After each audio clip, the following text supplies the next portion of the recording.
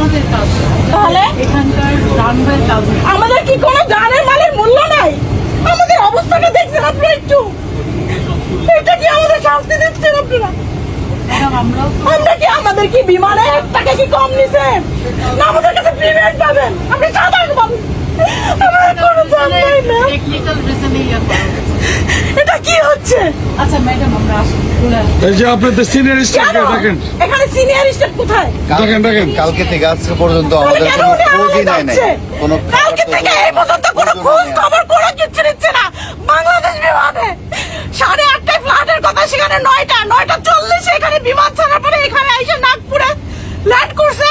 বলছে যে ওয়েদারের সমস্যা, কোনো ওয়েদারের সমস্যা না, আগুন জ্বলছে তার জন্য এখানে ল্যান্ড করার পর দিয়ে কালকে থেকে এই পর্যন্ত কোনো আমাদের খোঁজ খবর নেয় নাই। আমার বিমানের যাত্রীরা প্রচন্ড পরিমাণে অসুস্থ, তারপরে কোনো খোঁজ নাই খবর নাই। কেন এখন এখানে 2 ঘন্টা কেন ল্যান্ড করবে? কি কারণটা কি? কোন ধরনের কোনো ধরনের সুযোগ সুবিধা নাই, কোনো ধরনের সুযোগ সুবিধা নাই। আমরা কি মানুষ না? খেতেও দেয় নাই, খেতেও দেয় নাই। আমরা প্রবাসী বলে কি তাই বলে আমাদের সাথে এরকমটা হবে? আমাদের বাচ্চা কাচ্চা পরিবার রেখে আমরা এখানে আসি, পরিশ্রম করে, আমাদের কি কোনো দাম নাই? কেন বাংলাদেশের কি দায়িত্ব সরকারের কোনো কর দিতে নাই? ডক্টর উনিস কি করতেছে উনি? কেন এরকম করতেছে আমাদের সাথে? আমাদের পরিবারের সাথে যোগাযোগ করতে পারতেছি না, এখানে না ওখানে না, কোনো খোঁজও নেয় নাই। কোনো ধরনের না। এয়ারপোর্টে বসে রাখছি। এখানে বাচ্চা অসুস্থ, মেয়ে মানুষ অসুস্থ, এই দেখেন আমার অবস্থা হলো কি হবে? কি অবস্থা দেখেন আমার? প্রত্যেকটা যাচ্ছে, প্রত্যেক এই ধরনের হবে? এখানে প্রতিটা যাত্রী এবং এই যে আমার ভাইয়েরা আছে, বোনেরা আছে, আমরা গতকাল রাতে ওনারা খবর নিউজ করাইছে বাংলাদেশে, আপনাদের কি ওনারা বলছে? কি নিউজে বলছে পাওয়ার ব্যাংকের কোনো পাওয়ার ব্যাংকের সমস্যা নাই, এটা হচ্ছে প্লেনের সমস্যা, প্লেনে পাখায় আগুন লাগছে। তখন বলছে এদের উপর মহলে বলছে যে এখানে আগুন লাগছে, তখন বলে আপনি যে নেল পালিশ দেন, এটা আমি নিজ কানে শুনেছি। বলতেছে আপনি নেল পালিশ দেন। আর আমি একজন ইয়ার হোস্টেলে বলছি, সে বলতেছে এখন যদি এখানে নাগপুর ল্যান্ড না করি তাহলে আমরা আকাশেই মারা যাবো। আপনারা দেখেন এখান থেকে কোথাও কোনো আগুনের ফুলকি দেখা যাচ্ছে কিনা ম্যাম? এটা বলছে ওখান থেকে, আপনারা দেখেন জানলা দিয়া, কিন্তু বলছে পাওয়ার ব্যাংকের।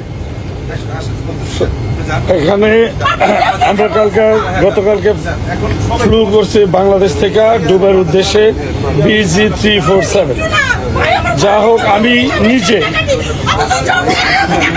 খেলা দেখার জন্য দুবাই যাইতেছিলাম। খেলা তো দূরের কথা, খেলা কিছু দেখতেই পারবো না।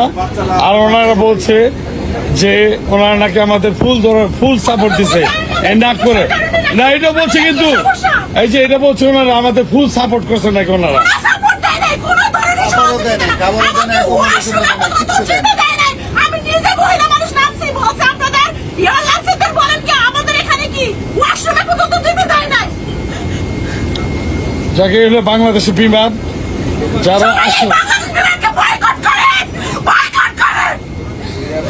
বাংলাদেশ বিমান আসলে আমাদের একটা প্রতিষ্ঠান এবং এটা আমাদের জন্য, আমাদের বাংলাদেশের জন্য একটা লস্ট প্রজেক্ট।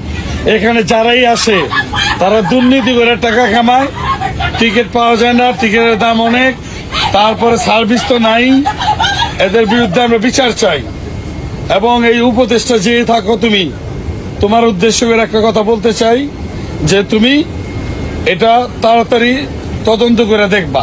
কারণ তুমি যত বড় উপদেষ্টা হও, তুমি তার আমাদের উপর দিয়ে না, তোমার মতো উপদেষ্টাদের দেখার মতো ক্ষমতা আমাদের বাংলাদেশের জনগণের আছে। আমরা যে কোনো সময় তোমাদের মতো যে কোনো উপদেষ্টাকে দেখতে পারি। তো যাই হোক, আমরা এখনো এই রানওয়েতে বসে আছি নাগপুরে। ফ্লাইট থেকে